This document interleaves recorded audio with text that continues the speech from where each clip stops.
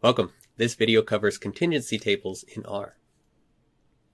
We are at a point in the course where we should step back for a minute, make sure that we see the big picture of what we're doing. We have a pretty good idea now about how to read in raw data to R. We can manipulate it, and not only manipulate our data, but we can document the entire process to make that manipulation reproducible. And so now that we have our data sets and we can sort of curate them, we are ready to start to try to extract meaningful information from them. And the major ways to do that, sort of just as a first step, would be to summarize it numerically and summarize your data graphically. And that's what the next couple of videos are going to look at. Let's start with numeric summaries. And so the idea here is that you might be looking at your data, and oftentimes our data sets are really, really big. And so it's hard to extract meaningful information from that data just by looking at all of it. And so instead, can we summarize that data using just a couple numbers to get an idea about where that data lives, how spread out that data is, and maybe can we do the same thing but maybe by groups, and then this will give us an easy way to compare group A to group B to group C, for instance. And so the things that we often summarize numerically, if we have numeric data, we're going to summarize using things that look at center and spread. If we have things like categorical data or what you might call qualitative data, instead we might look at things like contingency tables that just look at the number of observations falling into a given category or categories. And so that's what we're going to do in this first section. We're going to start with basically what types of data do we have? Two different types, numeric and categorical data. And how are we going to summarize those? Well, what we want to really understand about our data is the distribution of that data. So what pattern and frequency do we actually observe our data in? And again, when we have categorical variables, what we're going to look at would be contingency tables. Whenever we have numeric data, things that we look at measure center and spread.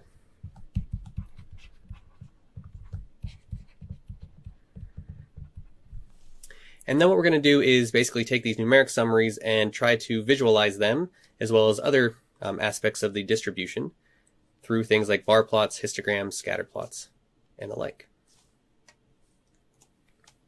All right, so again, the first thing we really need to do is figure out what kind of data we're dealing with, because how we summarize that data depends on whether it's numeric or whether it's categorical in nature. And so just to get a basic definition of these things, categorical and qualitative for our purposes, we'll use those interchangeably. I'll tend to use categorical. And so a categorical variable is just one where the entries are a label or attribute. So they don't correspond to a number that you can do math on. Numeric variables, on the other hand, the entries correspond to a numerical value where math can be performed. And so those are the two major categories for types of data. Now within those types of data there are subcategories. For the most part, we're not going to worry about these subcategories. The types of summaries that we're going to do are going to be broad, just generally for categorical data. Here's one way to summarize it. For numerical data, here's another way.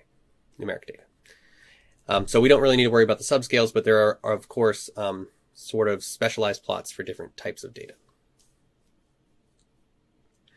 Let's start with categorical data. Again, our goal here is to describe the distribution of the variable. That is, we want to tell the user, the reader, about the pattern and frequency with which we observe that variable. And if we have a categorical variable that measures that the value it takes on is either a label or an attribute, the main thing that we want to describe about that is the relative frequency or count for each one of the categories that we see. That's how we describe the pattern and frequency. Which categories do we see and how often do we see them? And the easiest way to do this in R is through the table function. This is going to create what are called contingency tables for us. All right, we need a data set to actually analyze here and summarize. We're going to read in data from the Titanic, or about the Titanic. And again, this is available on the web. It's a CSV file. We'll use read_CSV from the readr package. So we've read in the tidyverse, or at least readr for this. And we're going to save that as an object called Titanic data. And so we can see that there are a number of different categorical variables that you might see. So here's a categorical variable. Here's one. Let's see. Cabin's one. Embarked is one. So all of these ones that are not double are certainly going to be categorical variables unless they were read in incorrectly. But then also some of the ones that are read in as numeric are actually going to be categorical. So remember that a categorical variable is one that whose values describe labels or attributes, and you can't do math on them. So in this case, we have a survived variable that takes on 1 and 0.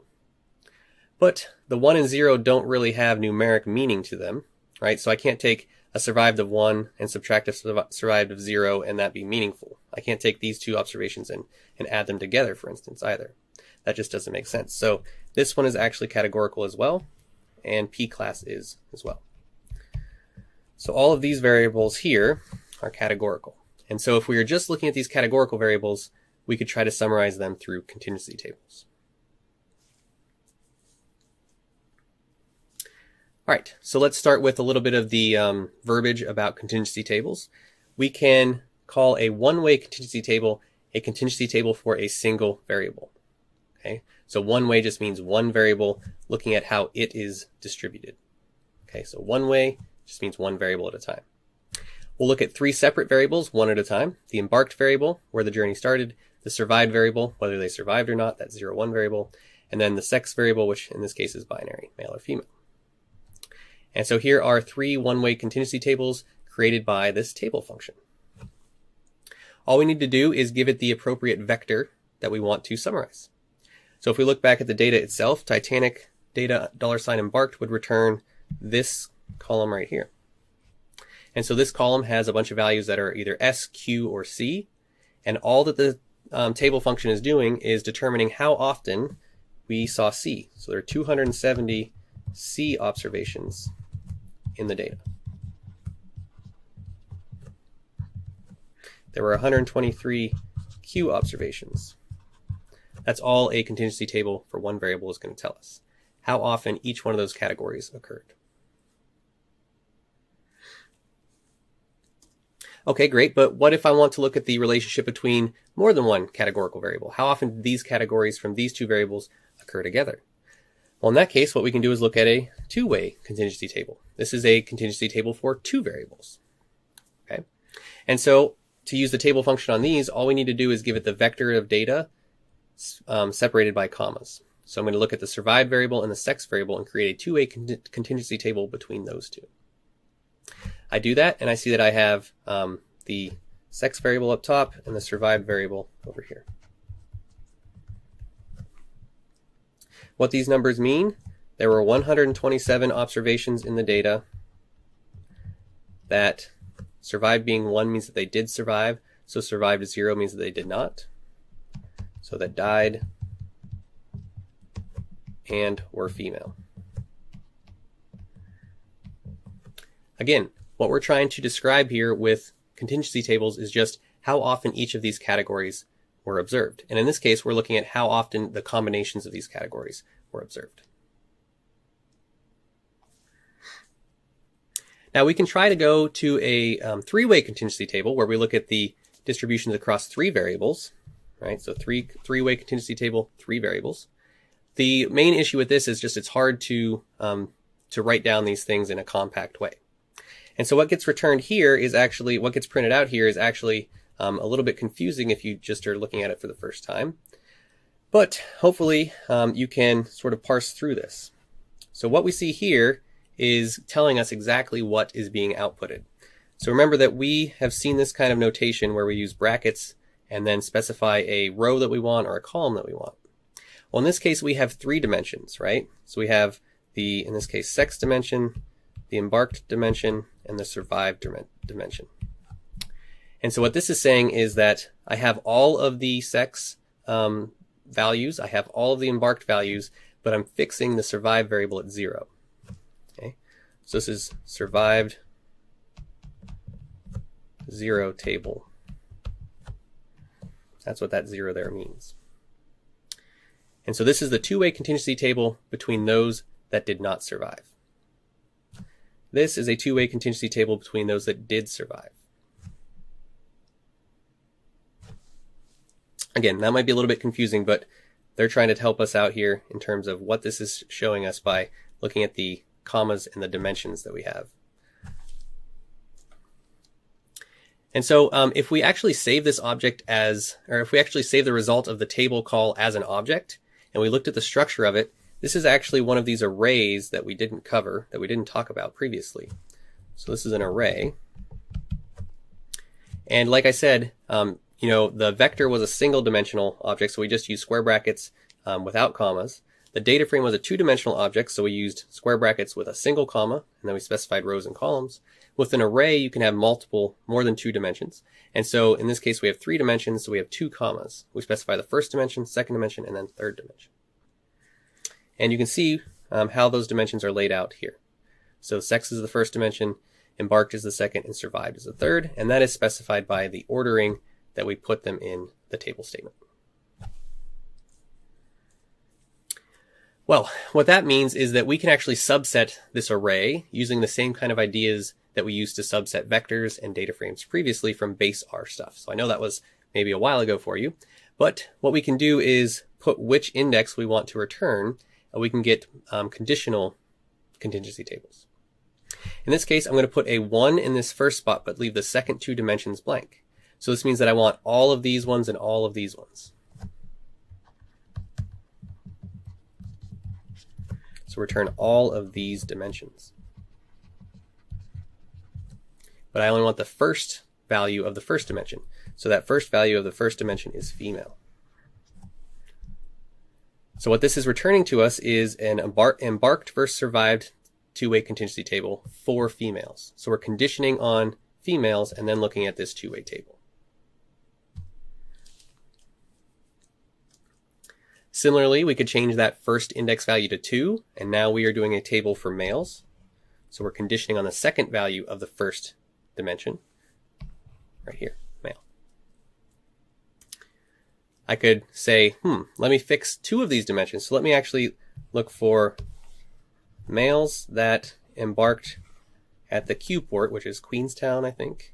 And then this will give us a one-way table for the last dimension, so I want all of these ones.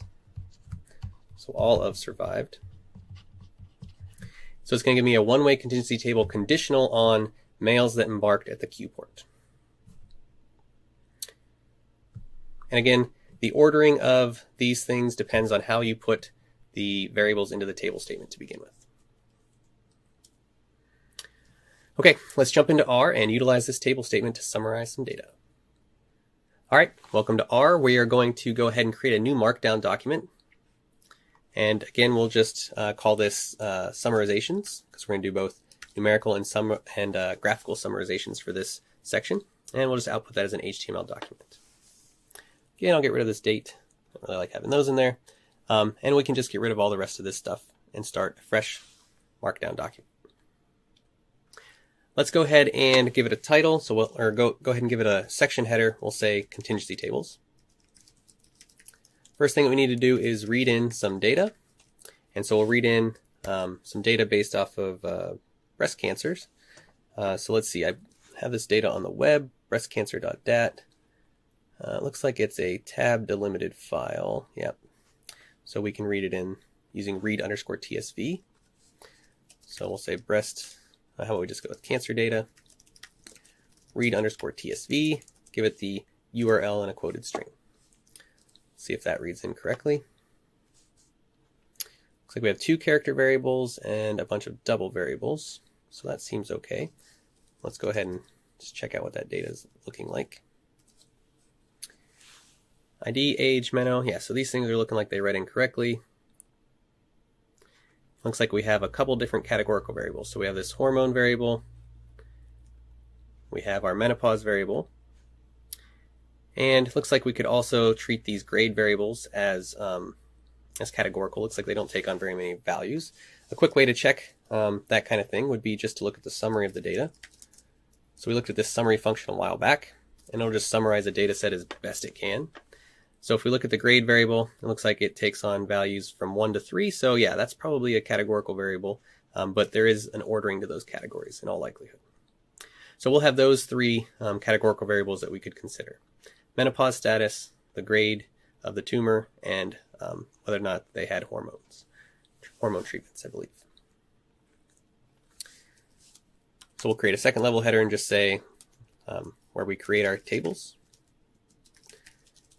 And let's go ahead and use the table function. So we need to give it the columns that we want, right? So we're going to use our cancer data object, $. In this case, we'll do menopause and let's do that grade variable. We'll run that and we can see this two-way contingency table that we end up getting out from that. Fantastic, pretty easy. Now, you might notice that this method that we're using doesn't really look like it's in the tidyverse, and it's not. This is base R stuff. As far as I know, there's not an easy way to do contingency tables using the tidyverse, but we do have all the tools to do this kind of thing if we wanted to. So let's just see how we would do that. What we really want to do is create new variables that summarize our data set, right? That give us the counts for these different variables. So what we can do is take our cancer data set and then group it by these variables that we have an interest in. So the Menno variable and the grade variable, for instance. What this does is it just, remember, group by just gives this like attribute to our data set. So if I run this without anything else, notice that it now has a groups attribute here. So we have 6 different groups corresponding to the 2 Menno groups and the 3 grade groups. So any kind of summarization that we would do on this data set will now respect those groups. So if I take this data set that has the grouping and then I go ahead and try to summarize it, you can use an S or a Z. The people that made the tidyverse originally, I believe, were from New Zealand, so they use some different spellings than us. So we're going to summarize this and we're going to create a new variable. Let's call it count. And then the N function will actually count how many times a particular variable comes up. So the new variable name is going to be count, and then N is the function that's just going to count the number of occurrences. So if I look at that, I now get essentially a two-way table that's not written like a two-way table that we're used to. So I have my Menno status here, my grade value here, and then the counts over here. So if I want to make this look more like a two-way contingency table that we're used to looking at here, I could of course pivot this wider, right? This is one observation per row. What I really want is to have menopause on this way, on maybe the variable here, and then I want grade across the top, for instance. So we could pivot wider, and we could say, grab your names from the grade variable, and grab your values from the count variable. And if I look at this thing, this is now a two-way table that you were getting out from the tidyverse. So it's not as easy as the table function, but as far as I know, there's not an easy way to do this using the tidyverse. All right, so that wraps up how we would summarize simply categorical variables themselves.